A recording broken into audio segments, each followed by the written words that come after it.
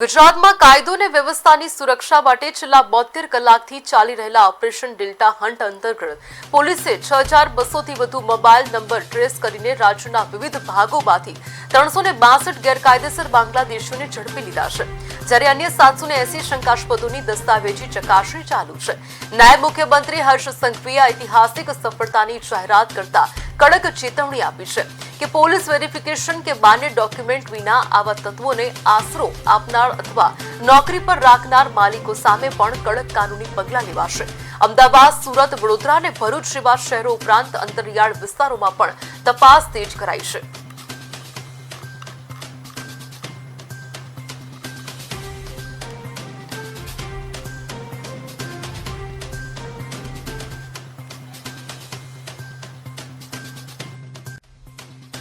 आदरणीय प्रधानमंत्री श्री नरेंद्रभाई मोदी जी नो, आदरणीय गृहमंत्री श्री अमितभाई शाह नो के जेमने आ बाबते गंभीरतापूर्वक देशभરમાં અવૈધ રીતે જે લોકો ભારતમાં રહેતા હોય એવા બાંગ્લાદેશીઓ પર કડક પગલાં ભરવા માટે જે કાર્ય ચાલુ કરવામાં આવ્યું અને સાથે સાથે આવનારા દિવસોમાં બંગાળની બોર્ડર પર જે પ્રકારે બીએસએફ ની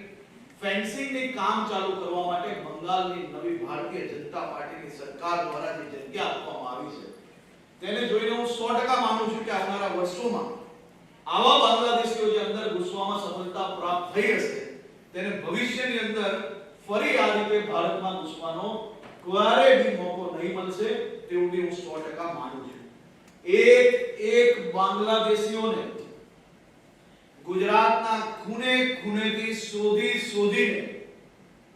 ફરી તેમના દેશ મોકલવાનું કાર્ય ભૂપેન્દ્રભાઈ પટેલની સરકાર દ્વારા